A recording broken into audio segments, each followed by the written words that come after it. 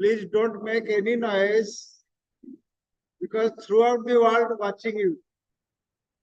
Throughout the world watching you. Please don't make any noise.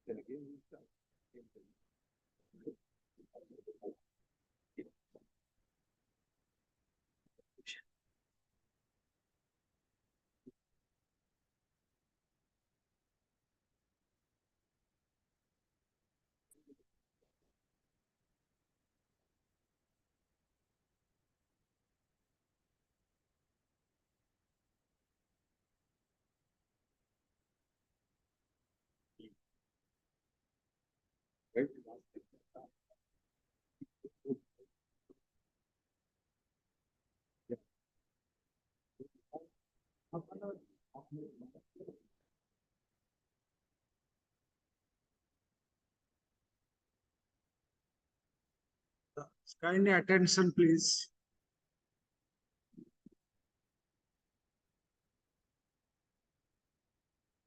We have 11 to 11:30 study, then 15-minute discussion, question answer, then another half an hour, then we will close at 12:30. So there will be a in between break for 15 minutes discussion, and whatever questions you have in your mind, you can ask to the director. Thank you.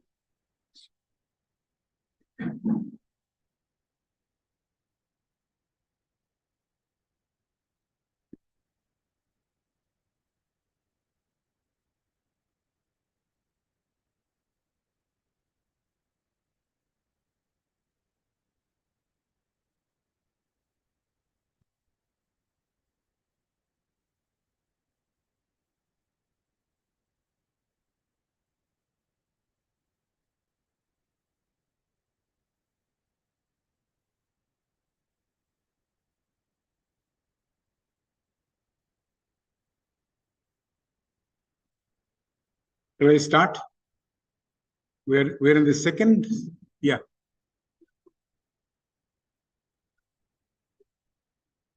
मौत के पास रखना है, मौत के पास.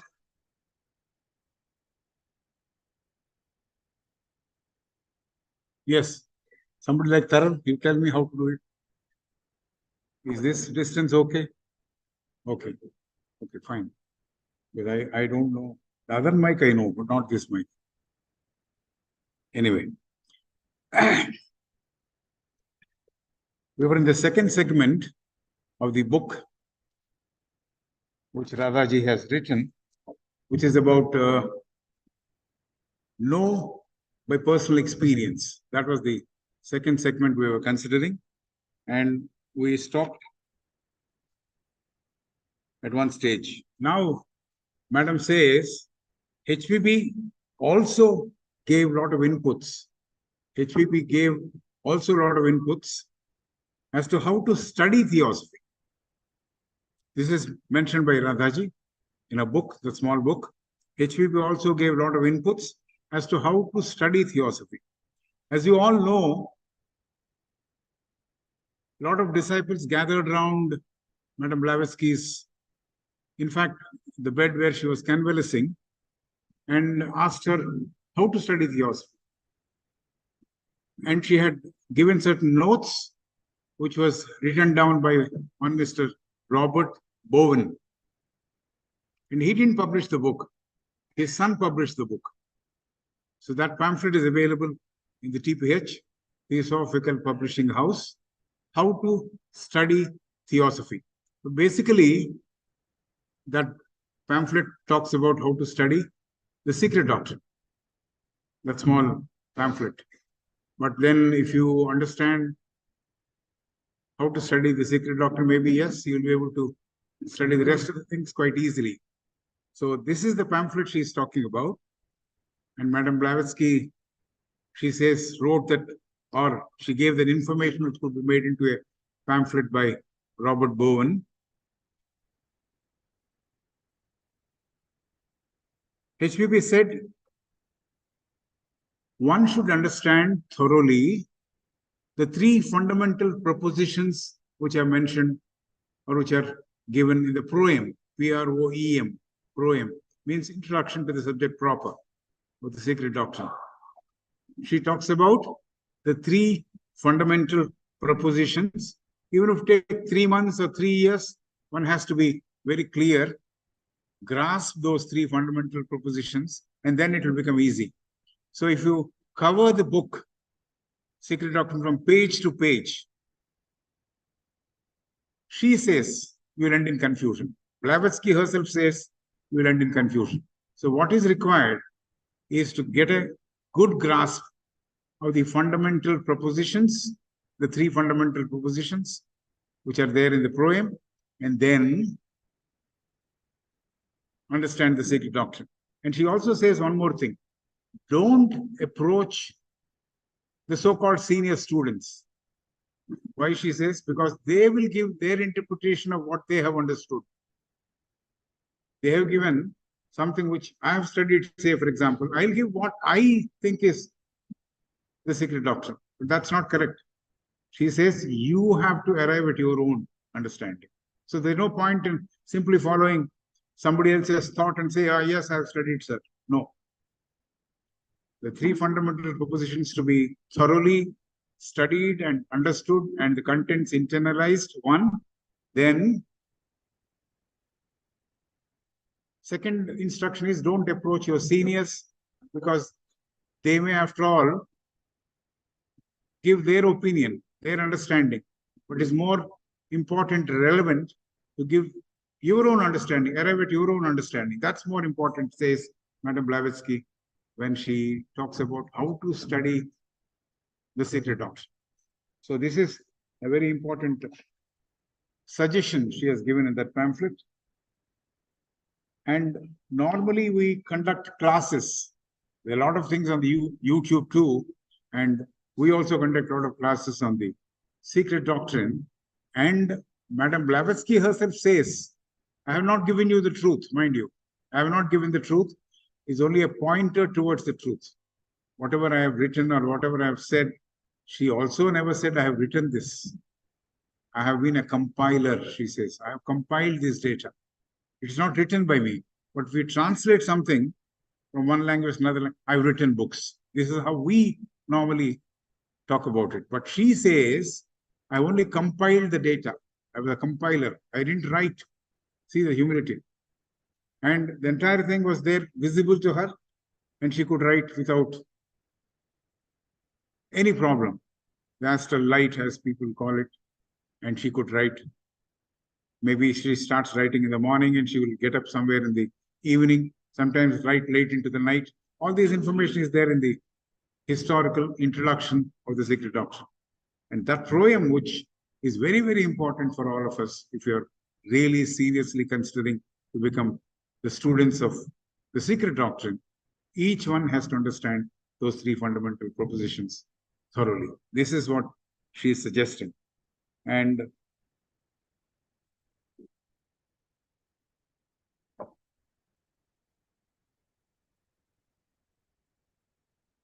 truth lies beyond words. Truth lies beyond words. If you think words can encompass the truth, words can convey the truth, it's not right. She says it's beyond the words. So truth lies beyond the words. Words could be just pointers. Words could be just pointers. So, and may not be truth itself.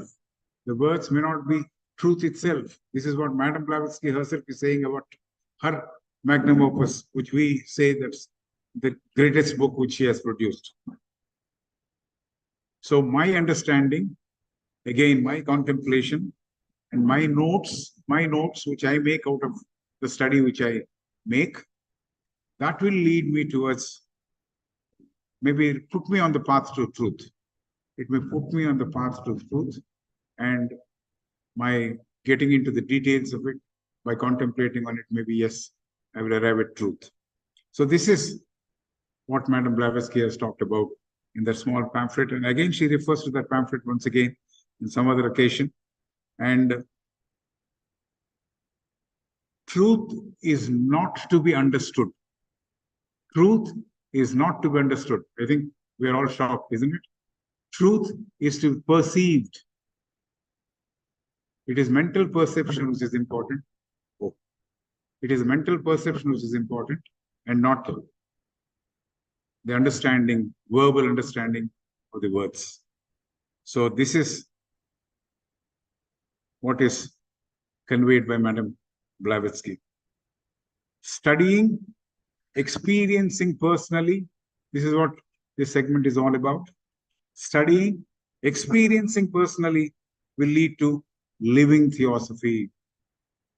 And then, only then, one would arrive at a religious awareness, says Madame Radhaji.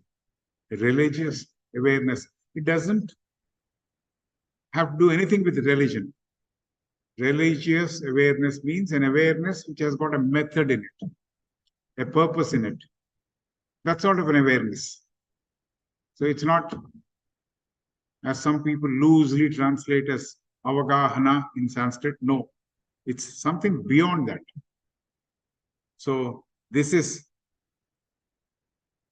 studying, experiencing personally will lead to living theosophy, and then one would arrive at a religious awareness. That's the expression which she has used in the book. That's a methodical method of understanding, being aware of what's happening inside one of the persons who has conducted himself into that path. That leads to the religious awareness, she says. HPB herself says, when dealing with the secret doctrine, that she is not giving out the entire truth of cosmogenesis or anthropogenesis. I'm not giving the entire truth. I've only culled out some facts. Culled out means I've picked up some facts, made a bouquet of it, and it's for you to choose and understand. And like a cow, you know how it chews the cud. It goes and eats the grass and comes back and relaxes and chews the cud. That's, we say, chewing the cud of nostalgia, as we call it in our understanding. So that's how one has to mull over it, think over it, stay with it, and that would promote that awareness, religious awareness. And that would perhaps would put you onto the path of truth. It's only the pointer I'm giving. You have to walk onto the path. You have to take steps onto the path. So one is to be completely be aware, to move towards the realms of truth, realms, regions of truth, realm. So that's something which a person has to do. And Radhaji brings out another quote from the Mahatma letters, letter number 14 this time. It is a long letter written by Master KH to Mr. A.P. Sinnett. Master says there are 7 objective globes and 7 subjective globes. We in Sanatana Dharma talk about 14 Bhuvana Bhandams, means 14 lokas. So Master also is talking about 7 objective globes, 7 subjective globes. So he goes on talking about various other details of those globes. But then he says there is one life wave, only one single life wave, which moves from one kingdom to another kingdom. So the same life wave, which is there in the mineral, then gets into the plant, then gets into the animals, then gets into the human, becomes part of superhuman, like that. So the same life wave. So that is the thing which one has to really understand. There's only one single life wave. And Master goes to say, every molecule, I think we have covered this in the previous thing also, but again it's coming. Master is saying this time. Master goes to say, every molecule is part of the universal life.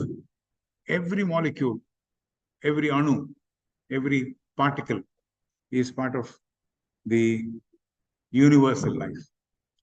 Can we stretch now sitting here, or imagination, to gaze that indivisible oneness?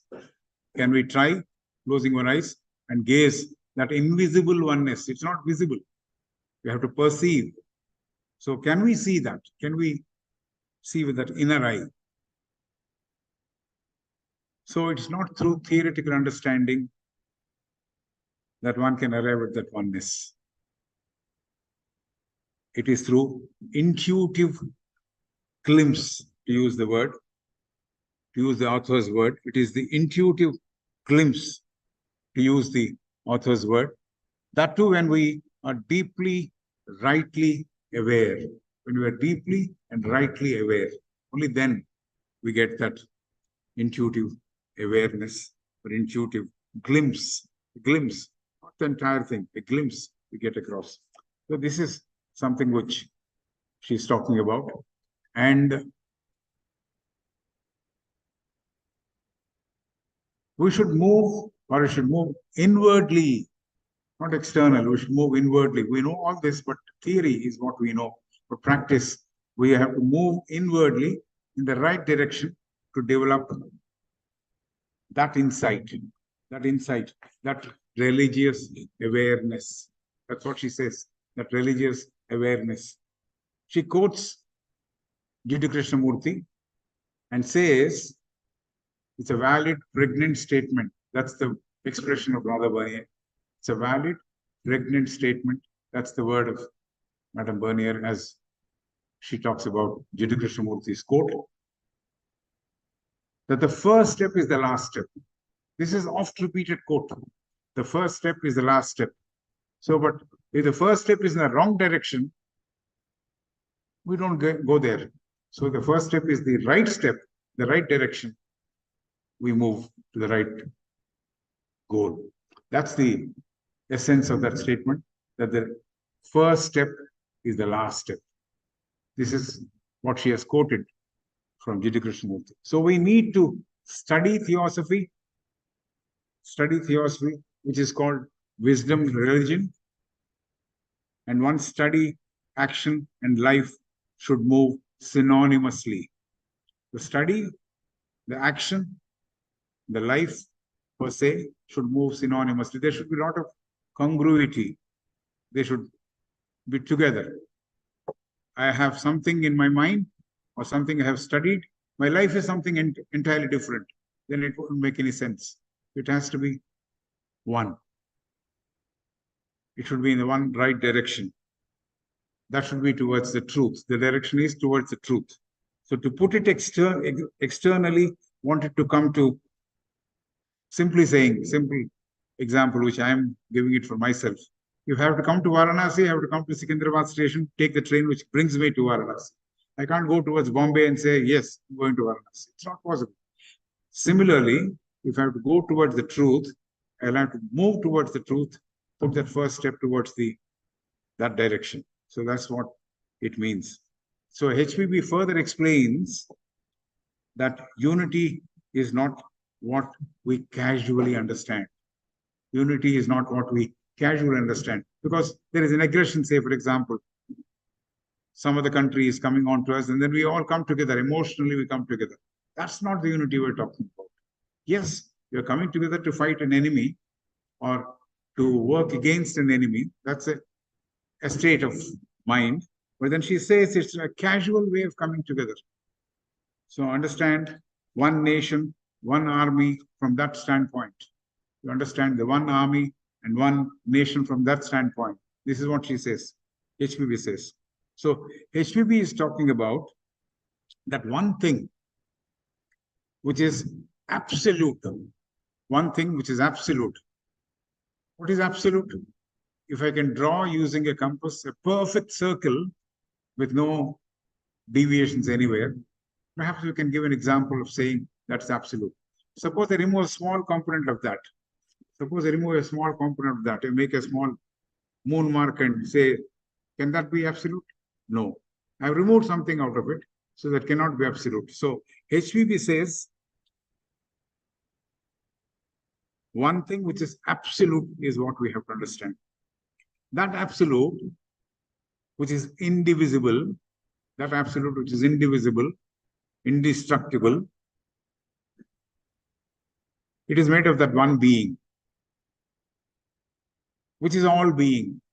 See, this is one being, which is all being, which is all encompassing, everything is included in it, which is perfect. So there is no way in which you can carve a niche, small component of it and say, still that is absolute. No, we cannot say that. So the absolute is something which is perfect, unity, indivisible oneness. So that unity, that sort of a absoluteness, that sort of indivisibleness is what we are trying to understand. Mentally, or with the mental eye, or the inner eye, not externally. You may read volumes about it, as Master said some time back. That will be only knowledge. So that's not going to give us that glimpse of the intuitive glimpse about the oneness. So any comparison of that absolute with something else, any comparison of that absolute with something else is odious. It's odd. You can't compare that absolute with anything. It is an incomparable, is what she says. Madame Blavatsky says. And HPV quotes in the Sacred Doctrine from the Mandukya Upanishad, and she uses words avachyam and achintyam. You can't think about it, you can't talk about it. You can't use words to describe it. You can't even grasp it. So you can say agrahyam also. So achintyam, avachyam. Achinta. Chinta is to think. You can't think about it. You can't talk about it. That's what Mandukya Upanishad says. Oh God. So this is what HVB talks about, how the absoluteness has to be understood. It is taken from the Mandukya Upanishad. And then we slide into the third segment of what Madam is talking about, which is a subject which has been there for centuries, the sorrow and the evil. The sorrow and the evil. So this is something which was discussed by so many people, so many centuries. Buddha did it. So many people talked about it. So we're getting into that segment. So the opening remark of Radhaji, she says, she quotes another Upanishad called the Katha Upanishad, Katho Upanishad. There are two ways of pronouncing it, I believe. Katha Upanishad, because it has a story about Nachiketa and Yama. So it is Katha Upanishad or Katho Upanishad, if you want to put the Sandhi there. So that is a story of Nachiketa and Yama, the dialogues between Nachiketa and Yama.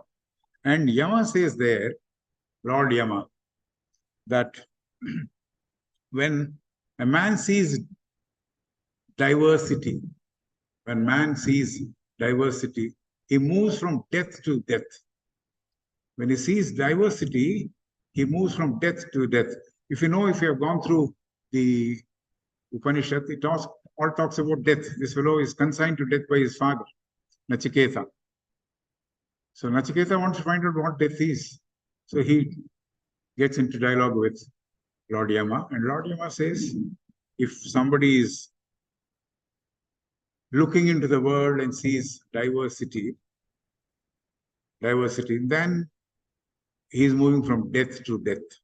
He's moving from death to death. So there is no liberation. Death to death means there's no pass between. He's not going away somewhere, staying back and not coming back. That situation is not there. He's moving, he's coming back again dying. That's only because he's seeing diversity, division.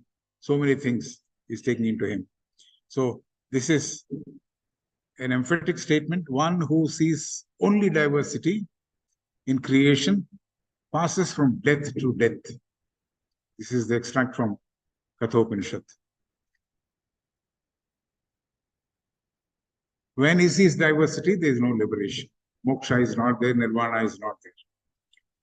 Seeing only diversity, man creates sorrow and evil, says Madam. seeing diversity, not only he moves from death to death, he also gets into the habit of being sorrowful, cultivating all the evil habits. So sorrow and evil go together for a person who is living, seeing the diversity which is there in the creation. So being part of the physical world, we are all part of the physical world, aided by the lower senses and lower quaternary, as we talk of.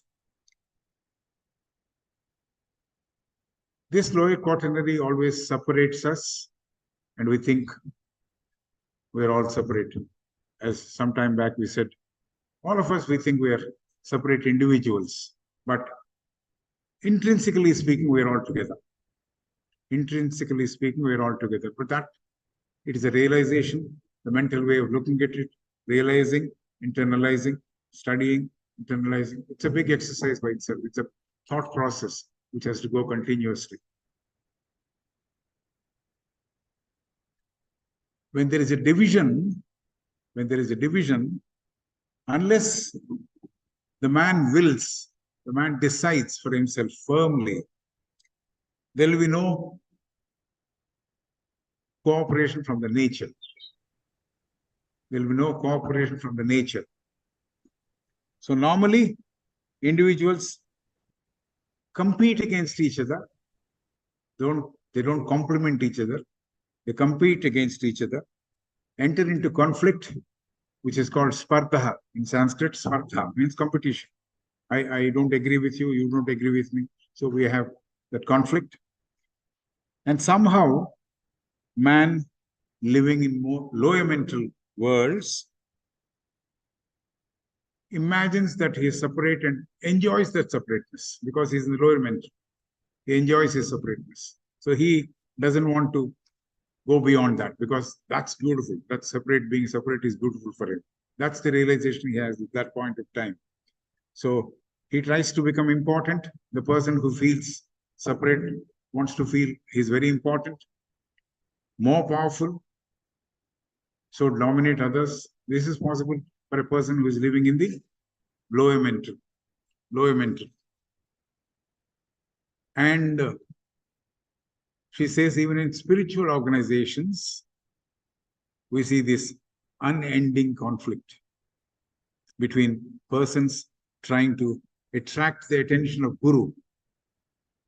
The disciples think, Guru likes me most than anybody else. This is the common understanding we have.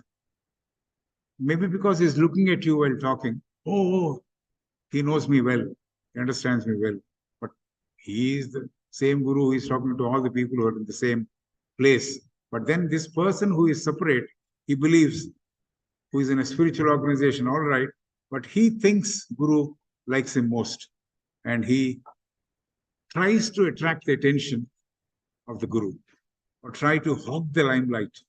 Hog the limelight means always wants to be in the attention. People should observe him, notice him, and things like that. This is all happening because we are in the lower mental category. We're not. Lower mental is all separation. Higher mental is all unity. The next principle is all unity, where everything becomes one. So there is only one living thing there. So this game man is playing as long as he is part of matter, as part of lower mental world and all that. In hockey, in a game of hockey, people who have played hockey, there's a good dribbler, dribbles the ball right up to the goal, but doesn't pass on to the person who's at the goal mouth of the opponent to score a goal. He dribbles. He gets a lot of attention. Oh, great dribbler he was, but he never scored goals. I don't know if you remember, Mohammad Saeed was there from this place only. Great dribbler with the ball, but he couldn't score because he would never pass the ball. So this is the problem we have. Unless we pass, we exchange, we consolidate, we cannot grow. But we don't do that because we have a feeling that I'm separate, I'm individualistic, my progress is important, the other person's progress is not so important. This is the problem. Because we work at cross purposes and try to pull down the other person who is trying to walk along with us. This is the problem we have. So, as for the golden stairs, this is again a gift of Master to Madame Blavatsky. Madame Blavatsky gave it to all of us. This is a letter written by the Master to Madame Blavatsky. And there are a couple of more phrases. Behold the truth. And then it starts, a clean life, etc., etc. So this is something which she got, and she shared it with others after she started that. First, it was not called the Assorted School, it was called the Eastern School. So when she started that in 1890, this is how things went. So the Golden Stairs also was a present by the Master, to Madame Blavatsky, and Madame Blavatsky gave it to us. Of course, we write here H.P. Blavatsky because she made it popular. And there is a phrase which attracts our attention, which says, we should have a constant eye and not a casual eye for human progression. It's not enough if I have a casual eye. Once in a way, I try to achieve something. No, I should have a constant eye for human progression. Human progression, not my individual progression, mind you. The entire humanity has to progress. So this is the crux, or this is the essence of theosophy. Together we move. We should understand that we have not come to play a solo game here. We have not come here to play a solo game. We have come to play the game with all the people together. We have come to play the team game, not a solo game. This is something which has to get into all of us. Where everyone is progressing and evolving, then we travel together. The traveling together, if I go forward and stay somewhere, others people don't come along with me, you can put it elsewhere. Yeah, I'm sorry, we have also this. And I'm touching it. Is it okay? I'm sorry, I made you work. Right. You think 11:30, should we stop? Yeah, let's stop. 11:30, we'll stop for 15 minutes for discussion on the points which you have studied so far or considered so far. And then we get back to the study proper. Yeah. It's open for discussion.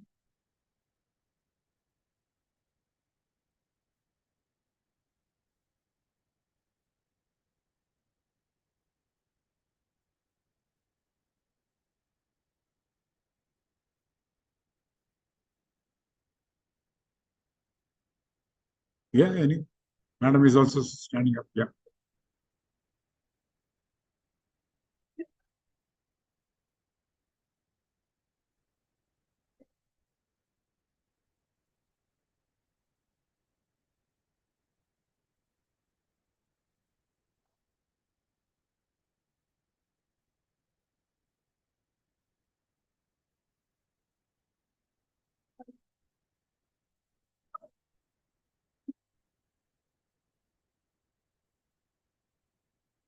So this is what HVB said. And in a school, in a class, suppose there are people who are not so good and some people who are very good, very intelligent.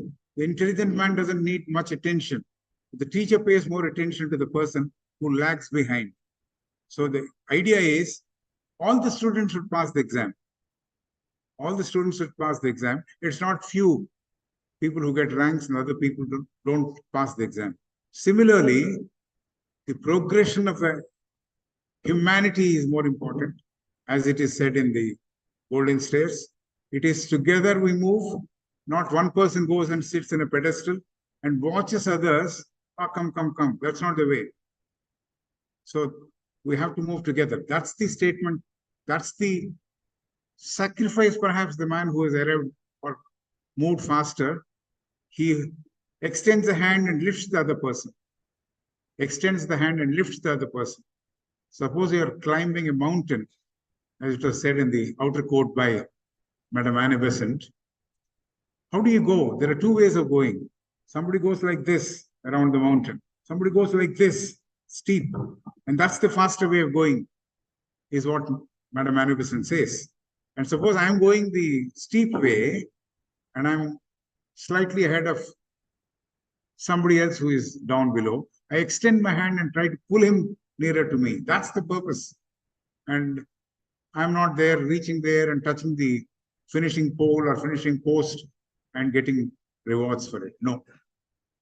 If I'm trampling on others, if I'm not picking others, I don't think we get relief. Because, yes, somewhere it is said, if one person gets illumination, see, this is also something which goes with our thought. If one person gets illuminated, the entire humanity gets benefited.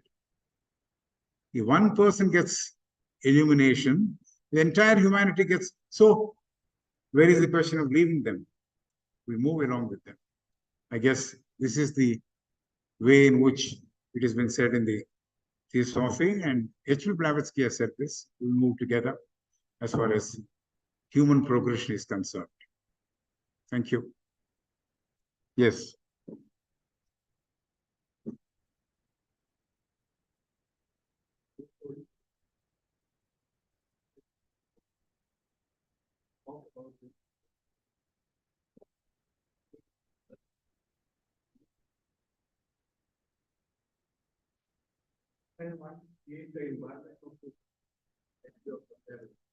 Very pathetic condition around this. What should I practice? Anyway, what should I practice for that? Create a environment like that for the as long as I'm in matter, I think it's gone up. As long as I'm in matter. And I think of myself more. I think of my achievements more. I don't think I can feel brotherly from inside. My progress, my achievements, everything is mine, mine, mine. If I am doing that, whatever may be my good work which I'm doing, I'm just giving an example. I'm singing a beautiful song. If there are no persons to listen, what good it is. But I have personal satisfaction. That is a bit of selfishness.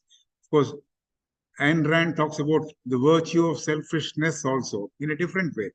It is not being selfish, but the selfishness should go. Ultimately, that's what she said. Ayn Rand also said. So what we think, why we are not practicing brotherhood is because I think more about myself. How should I progress? How should I move?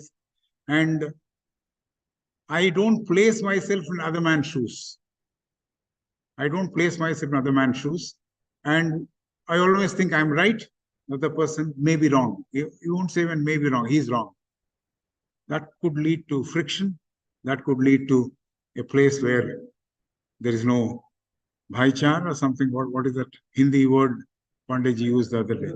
Brotherhood. So brotherhood is something which is natural inside. As some time back I said, we remove the BR and practice otherhood because I know I am separate. That is otherhood. When I include everybody,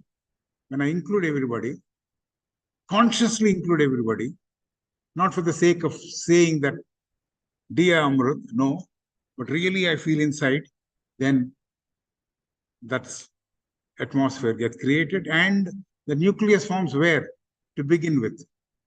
Universal brotherhood nucleus starts here in our heart. If that is full, vibrating, pulsating, you would get also these waves from that. So that's how it spreads.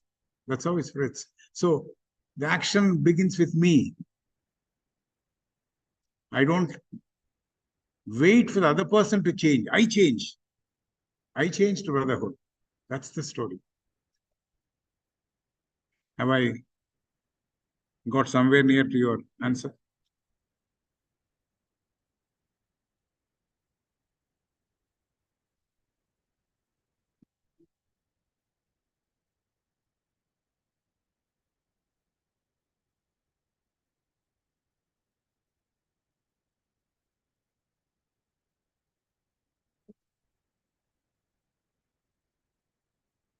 all these physical ideas.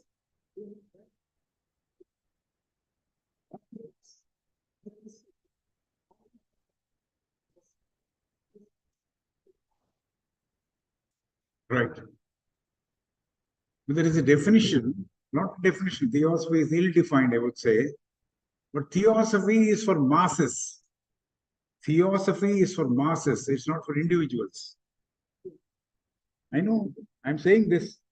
Theosophy is for masses. You said we can't go to mass. We can't go to masses. But we are supposed to take it to masses. We're not supposed to keep it all to myself in my pocket or in my heart and say, yes, I'll only work with few people who are there. That's why we're saying propagate theosophy, go to the untenanted areas where theosophy is not heard, not seen, not practiced. So that's how we need to go. So we have to take it to the masses. That's the greatest object for which the Theosophical Society was formed.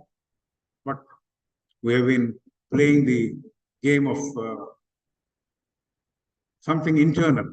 That's not, we have to go, move out. And the moving out has to be done by me. For example, I talk when I'm traveling in the train about how one could be brotherly, how one could be considerate. Maybe some people, oh yes, wonderful, sir.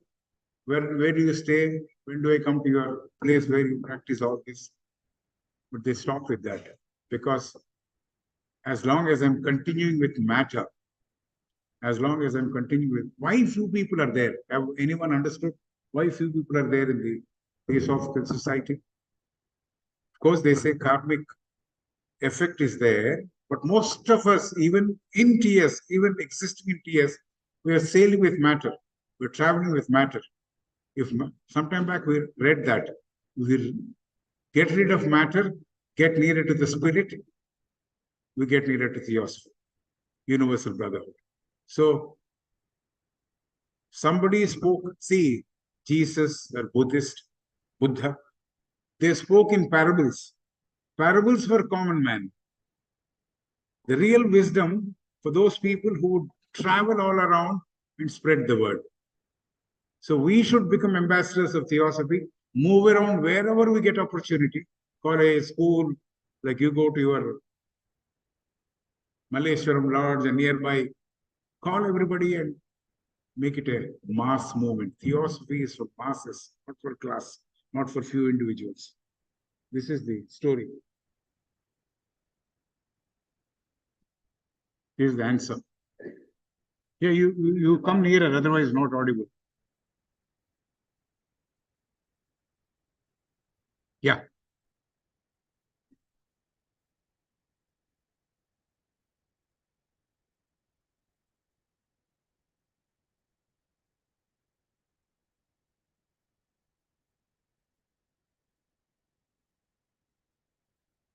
I'll give an example for you to understand quickly. There's a huge hill there, the hillock. I go every day, touch it and come. Will it break? There's a huge hill there. I'll go touch it, come every day. Will it break? I go spend about 5 hours every day to break and then come back and go next day without fail and try to break. What happens? I can break it maybe next 30 days, 40 days, at least a component of that I remove. So this casual eye means something with intermittent gaps. I'm not doing it continuously. I'm supposed to do the work continuously. I'm not supposed to do intermittently. Of course, intermittent fasting has come with a different story. But intermittently, if I work, I will not get results. If I work, spiritual results. Pardon me? Mind should be trained to work continuously, Nirantara. Without influence of thought, unless I decide firmly that I'll work, it is there in me that I'll work. How will I work continuously?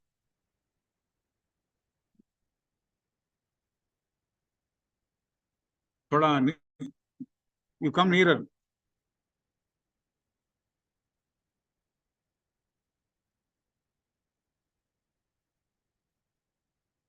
Can you come nearer? Don't mind my calling you nearer because the mic, the audibility, everybody is not hearing your voice. I'm not able to hear.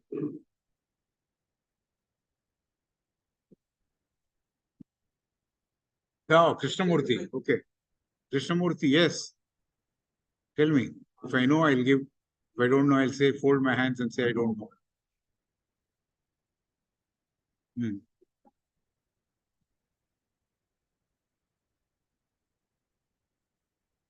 Hmm. Hmm.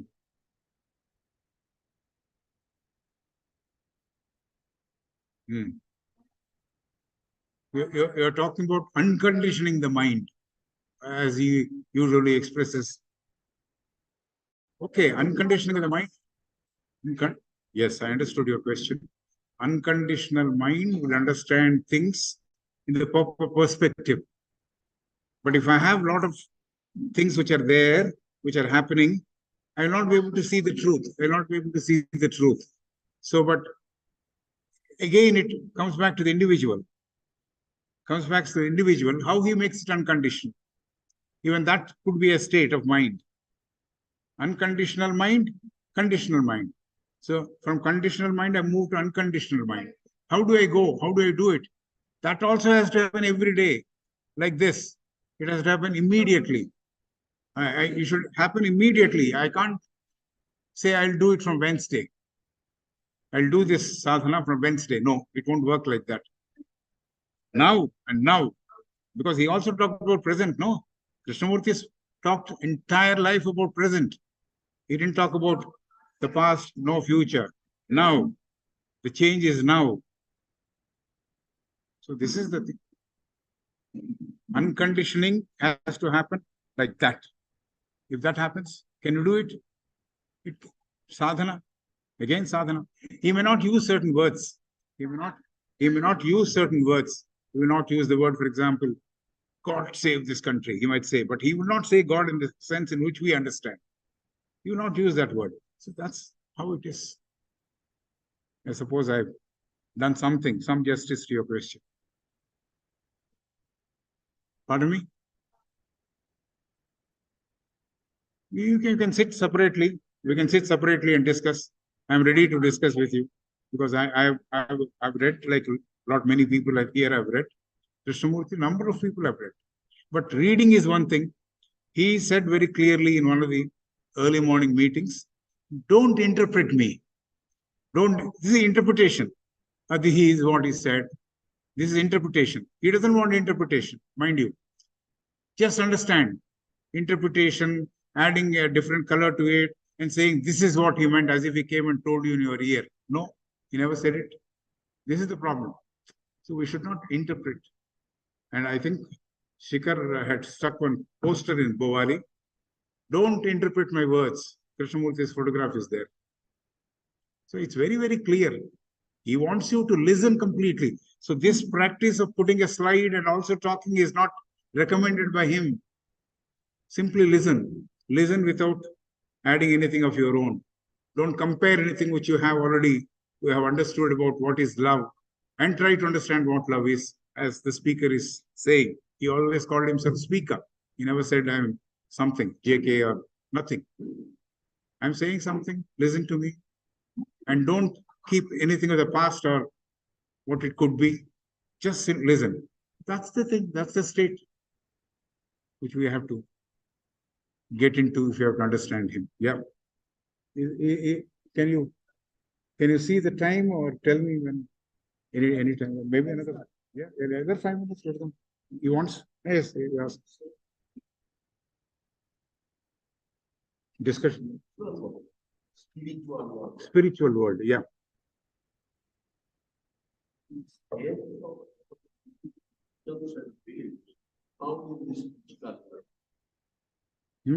I didn't get it. Yes.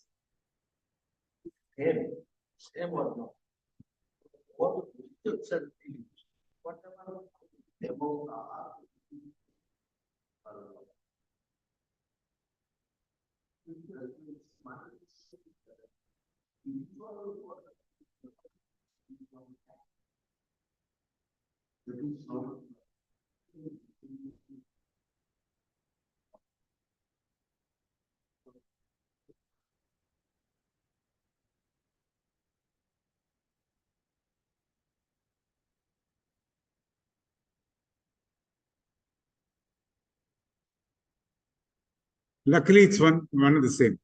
Luckily, it's one and the same. There's no Christian spirituality, spiritual world, Hindu spiritual world. ऐसा कुछ नहीं है. Physical world, we're almost fighting with each other, no? Religions. Luckily, there's only one. Spirit is one. Spirit is one. Physically, you may be in small pockets. Jainism or Christianity or my Sanatana Dharma or whatever. Hindutva, as people call it now. That could be different. But oh yes, one. Yes. You can see all of them there. Whatever they have practiced.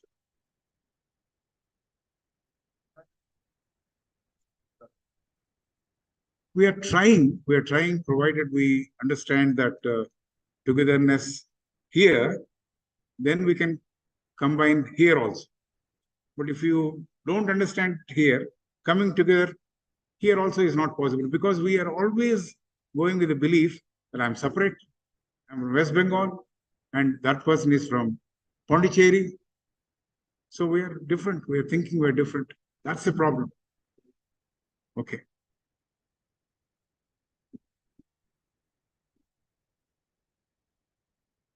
Yes. Question.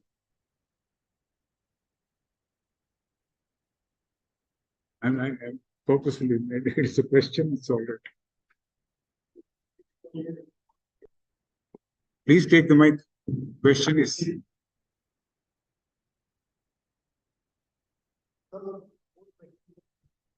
My God.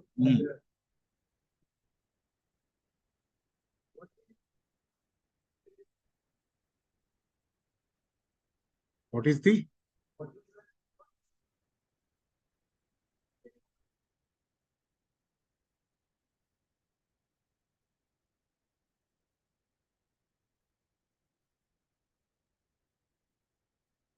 It's a fact. It's not a belief. Self-knowledge is a fact. Self-knowledge is a fact, not a belief. I made it also short. It's a fact. It's not a belief. It's not a belief. Belief can be true or false. I'm saying self-knowledge is a fact. Gupta Vidya is a fact. Any kind of? There's no fear. There's only love there. There is only love there, no fear.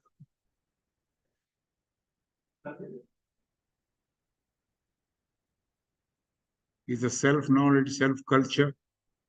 Knowing myself, cleansing my bodies, which are in the lower quaternary, that's part of self-culture. That is part of self-culture. So if I remove all that which is required to be removed or cleansed, then I move. Yeah. That's self-culture. And Taimini has written extensively about it. Yes. And you go through the book.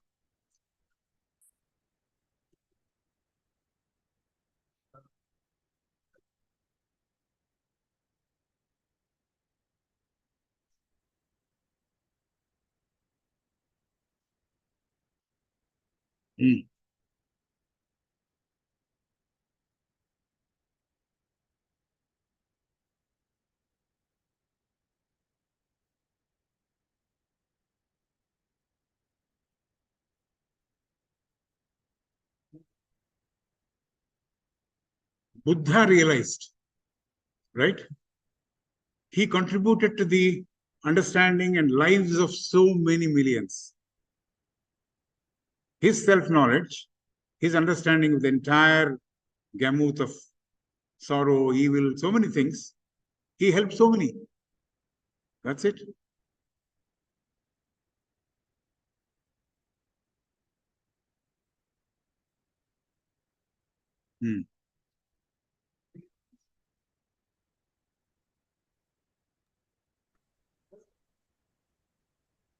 Very good morning, sir. May I raise question, sir? Somebody is asking. 1 second. Yes.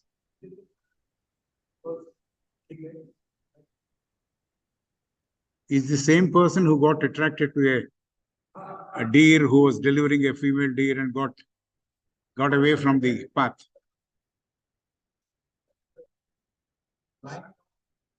Hmm.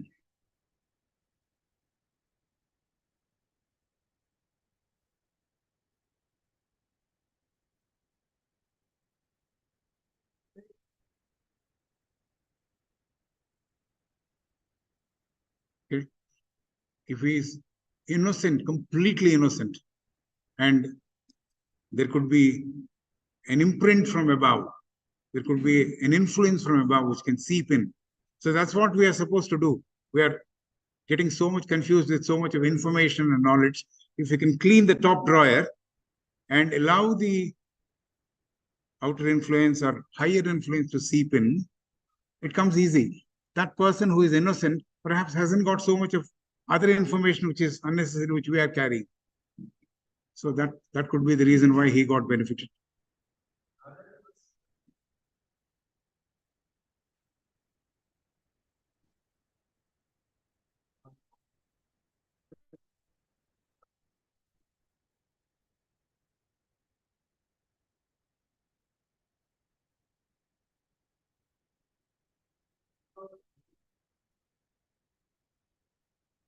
He used the term religious awareness.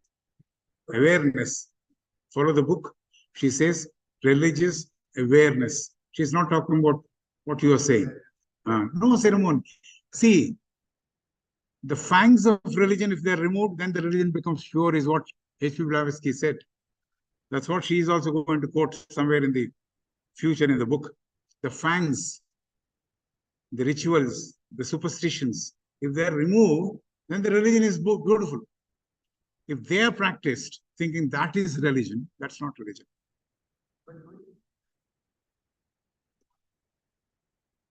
Hmm. Hmm.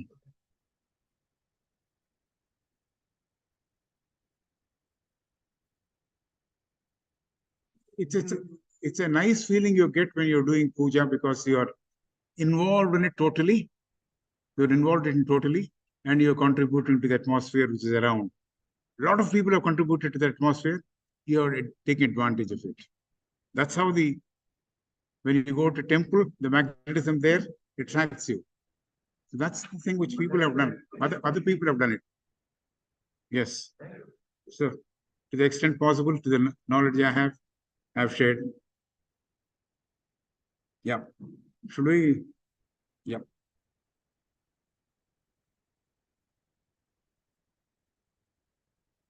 Hmm. From discussion, we'll move back to the subject of study.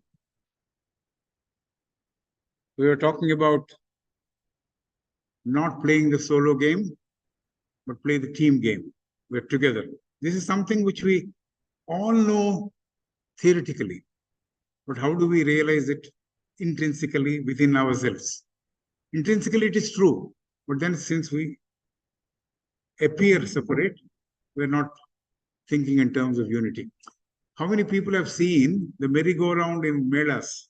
There is an elephant there, there's a horse there, there is perhaps some other thing there, and child is made to sit on that, and then he moves it fast. When it is moving fast, can I identify an elephant? Can I identify a horse? Can I identify something else, some other animal on which the child is sitting? In fact, my child I'm not able to see because it's going so fast. The merry-go-round going so fast. That is perhaps the essence of unity. If you can just use it as an example. I'm not saying that is it.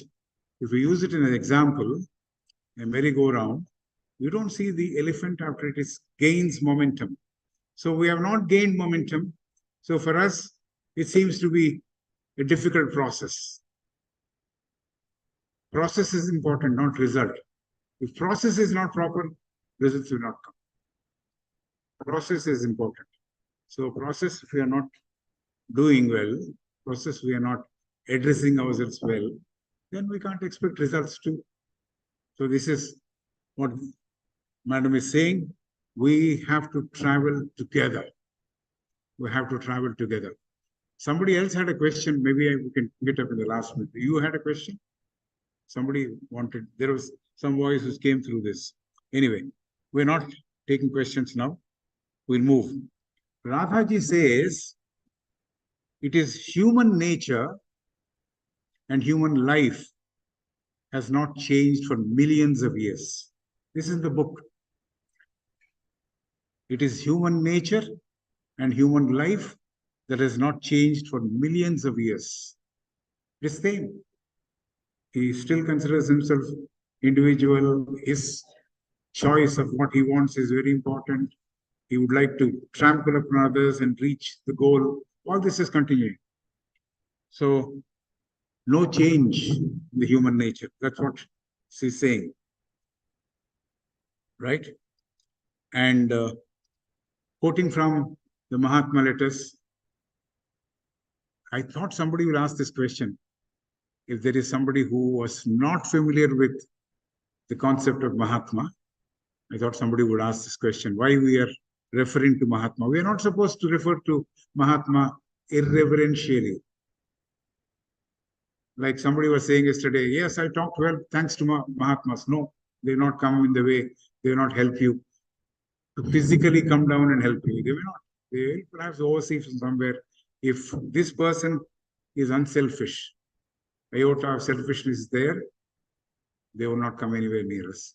Anyway, this quotation is again from the Mahatma letters, and it says, humanity was as it is, as it was millions of years ago. Same, the same thing which she has put in her lecture or her book. Human nature has not changed for millions of years. The same thing was echoed, or in fact, it is the earlier statement of the Mahatmas, which Radhaji echoed. And letter number 1 adds, she adds, as for human, this is a long quotation, kindly listen carefully. I'll repeat it again for your consideration. As for human prejudice based upon selfishness, as for human prejudice based on selfishness, a general unwillingness to give up an established order of things. I'm not willing to change. So, a general unwillingness to give up an established order of things for new modes of life and thought. There is some other way in which you can look at life. I don't want to change. I'm comfortable with this. This is what we are saying. So, Master says, you have got that unwillingness to change. So, that's the problem. Give up an established order of things for new modes of life and thought. And if that continues, such are the characteristics of your age, says the Master. Your age means our human age. This is something which came before 1882 or 1879. Master is talking about this. The human nature has not changed at all. It doesn't want to change. Even if there is possibility to change, I'm sticking to my old order of things. I won't change. So that's leading to a lot of confusion. Even though I know the path, I don't take the path. Why? Because I don't want to change. This is the problem. So this is what he wrote to Master Sinnet, Master to Episinnet. As for human prejudices based upon selfishness, a general unwillingness to give up an established order of things for new modes of life and thought, we continue in with the same human nature. And the characteristics of, they are the characteristics of your age. Our age means our way of looking at things, even from 79, 2023, or maybe 2050, we will continue to be the same. This is the way in which they look at it. Yeah. The attitude of men, drukon of men, the attitude of men, is always to practice separation. And this attitude brings more sorrow. The attitude of man is always to practice separateness, and this separateness brings more sorrow. This is what Radhaji has added here. Sorrow. Sorrow and evil, Radhaji says, are twin products. Sorrow and evil, Radhaji says in the book, are twin products of the untruth, and is the result of the divisive mind. Because I'm separating myself, considering myself separate, which is not true. That untruth is promoting this. So sorrow and evil, Radhaji says, are twin products of the untruth and is a result of the divisive minds of men. Divisive minds means it goes on dividing. The lower mind has no other business. It compares, divides, everything which it can do. And this mind is what we use normally. Normally we use this mind. Even to gather news from what is happening in Israel and Hamas, we use this mind. But if we think about the people who are suffering, and if we want to help those people in suffering, what is the mind we have to use? We have to raise ourselves to the next phase, next place where there's unity. And then we can contribute our might to help them, to relieve their suffering. And to some people who are passing away, they don't know they're passing away, you can help them too. But it can happen only when you propel yourself above the low element. So this is what Radhaji is saying. So both sorrow and evil exist in the human kingdom alone. I think we touched upon this in the past also.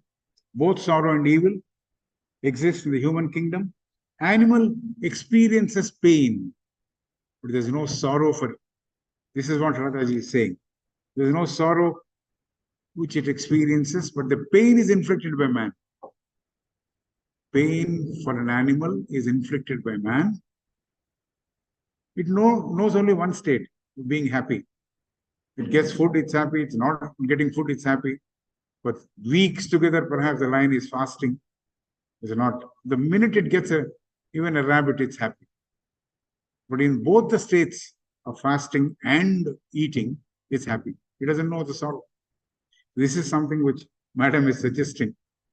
Maybe we can turn a leaf and learn something like from this also. And so far as man is concerned, the desire, as Buddha said, the desire is the root cause for sorrow. Buddha also said this. The real reason for the sorrow in the world is because we have desire. And Radhaji used to make one statement. Deserve you should and not desire. Deserve you should and not desire. So if you don't deserve, don't desire for it. Then there is no sorrow. I tried for it, I didn't get it. So what? You deserve, you get it anyway. If you don't deserve it, I'll land up there. Okay, you're lucky, but you're desiring and you're not reaching there. There is sorrow. So deserve you should and not desire. That's what Madam Ji used to say very, very frequently in her talks. And when man is recalling the past, if that past has certain element of sorrow, he celebrates sorrowfulness. I'm saying celebrate because he gets immersed in sorrowfulness. And he's projecting himself, and when he eventually arrives at that projection, and there is a lot of gap between his expectation and realization, the year gap as we call it, he's again in sorrow. So, as Madam was saying sometime back, either you go into the past, you are sorrowful, you go into the future, you are also sorrowful. So Buddha said, Krishnamurti said, and so many people have said, stay in the present.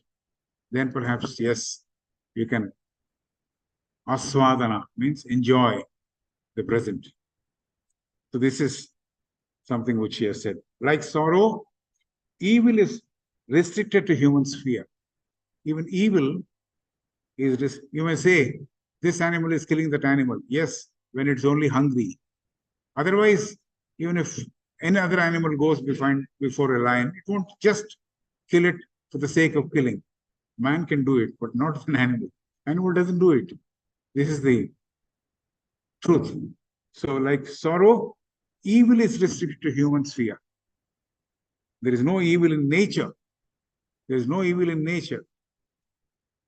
So, man with his mind and his mechanizations, mind is able to imagine so many things. This is there, that is comfortable, this is not comfortable, this is sorrowful, this is happy. All this is mechanization of the mind. That is the cause of evil. So, man uses his intelligence to perpetrate evil designs on other men, because animal doesn't do it. Animal doesn't do it. But man uses his intelligence. You can say the example of the war going on there, perpetrate evil designs on the other men. So Master says, Master says again, humanity then is a true source of evil.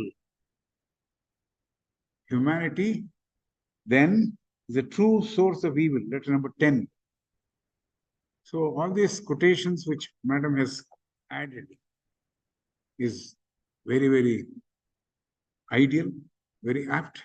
And with the segment which she is addressing us, which segment is addressing sorrow and evil, she has put all this. So wonderful. You get an advantage when you go through the book of human regeneration. You get a feel that you have read Radhaji. You also read Krishnamurti. Similarly, here, when you're reading this small book, which is all wisdom, you also get to know what masters are saying, what HPB said, and what Radhaji is saying. So this is something which is very, very beneficial to all of us, provided we think about it, provided we pay attention to it. Each individual has to do it. It is not that Ramesh tells Lakshmi Sa tells Ramesh. It doesn't work that way. Should we take some more questions before it's 12:30? Because that is what Mr. Gohilji said. If you still have some more questions which you would like to pose, and if I know the answers, I'll humbly give the answers.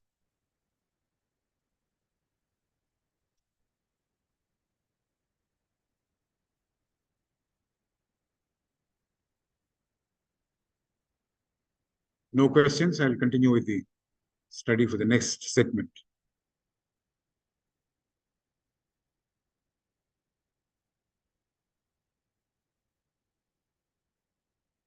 I'll take it no? Yes. I'll move. The next session or next segment or next subheading of this book is wisdom is practical. Wisdom is practical.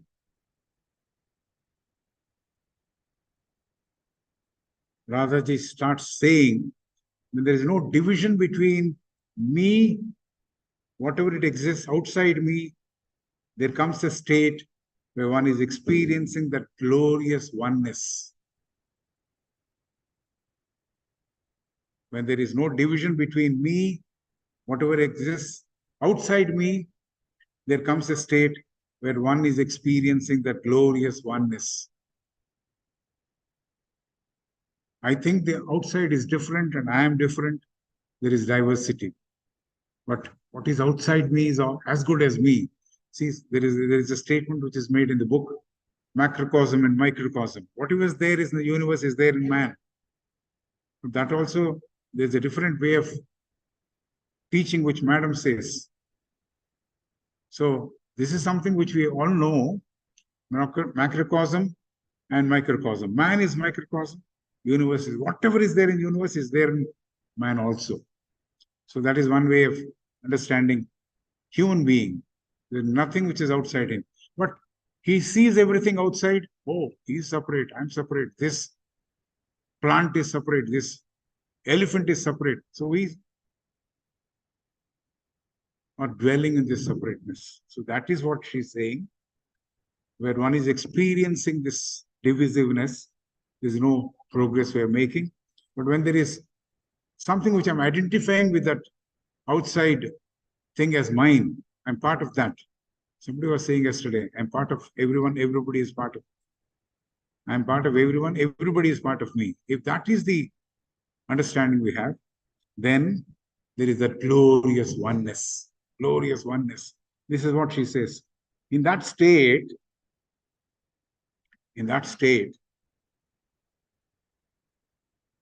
an awareness and natural cognizance of that unity happens.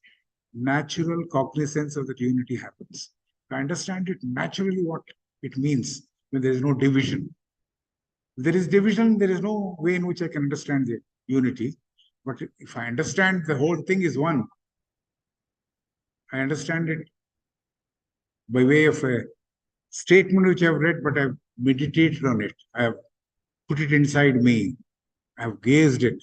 I've looked at it with my inner eye and moved closely to that particular concept of oneness. I don't think the other person is separate. I'm separate. And I'm considering everybody is part of me, not only human beings, anything outside. It could be a table. I'll tell you a small story. There was somebody who was moving the chairs with a lot of noise. Grrr. She said, can't you lift the chair? There are atoms in the chair which are getting disturbed. This is Radhavaniya for you. We get up from the chair, we push with our legs the chair, it produces sound. You observe when you get up from this place and go away. When you get up and we push the chair, that sound comes. I believe there is disturbance which is taking place in the constitution of the atoms which is there in the chair. Don't imagine that there is no atoms. Some 300 particles made one chair, I guess. Plastic particles made one chair. Or 16 particles make one refill. This is how it goes. So if we know how to take care of the things around you, you will not disturb the nature. You will lift the chair and put it elsewhere. Sometimes I'm weak, I'm not able to lift. I try to push. I'm disturbing the internal construction of the table. So this is something which she used to say very, very often. Very, very so many times I've heard this. Why do you drag the chair? Can't you lift the chair? Yes, madam, we'll do it. That's over for that time. Similarly, the first question she asked me, can't you make the right choice? Choice, all right, but right choice is what she's asking me to make. Can't you decide whether you want coffee or tea? Why do you say anything? Then I told her, coffee, that's good. She was so particular, so emphatic. So that's Radhaji for us.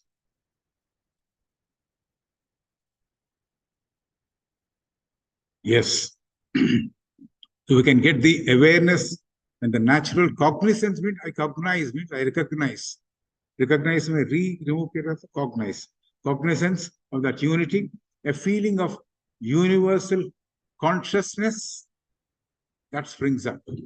Individual consciousness, all the individual consciousness is one. There is the universal consciousness.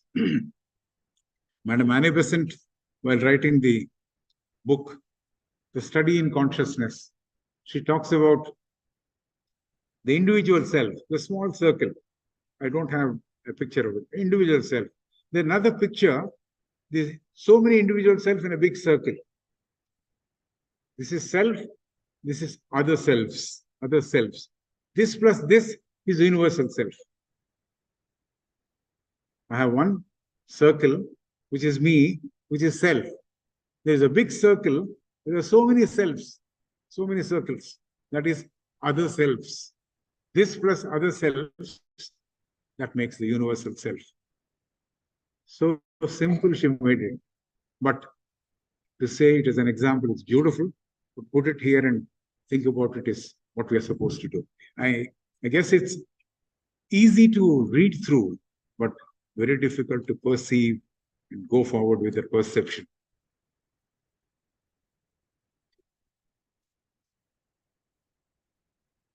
Yeah. In that state of universal consciousness,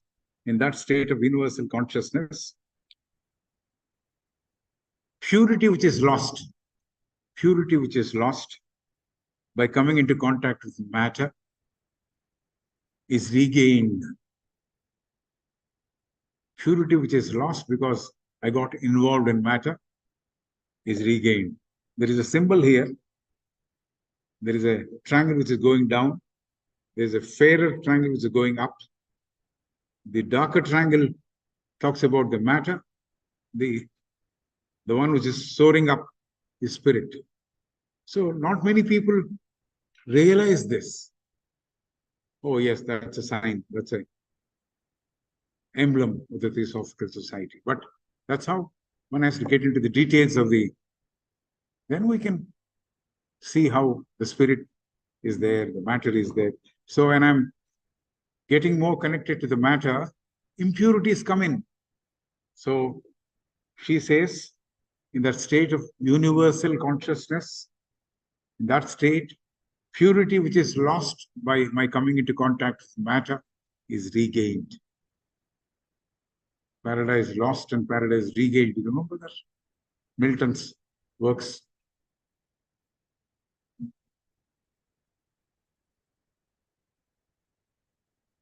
An action born out of wisdom,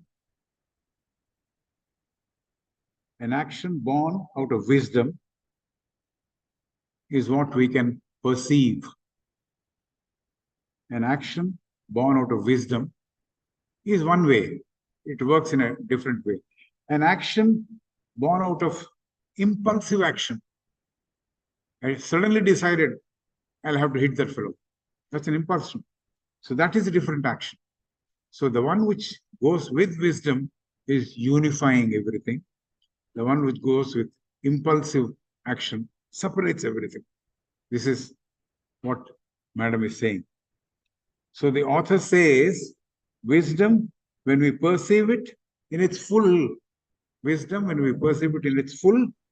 and all aspects considered, we know it is completely different from knowledge or information.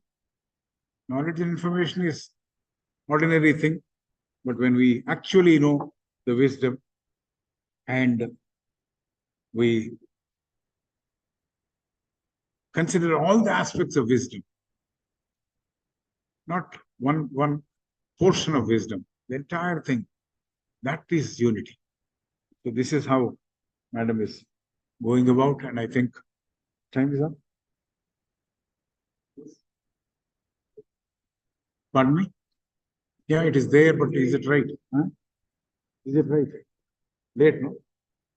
Can I go by that? Can I stop? Yes, we'll try a halt here temporarily, maybe in the afternoon at 3. You would perhaps make some announcement. We'll continue our study. Thank you. Thank you all.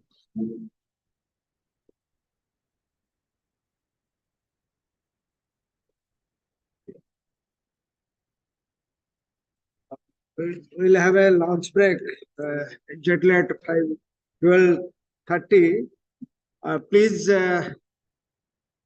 announcement is please complete your lunch by 1:30 because we are adjusting. We should adjust ourselves with the young gals because after finishing our lunch, they will have their lunch. So we should have that in our mind. We should complete our lunch by 1:30 p.m.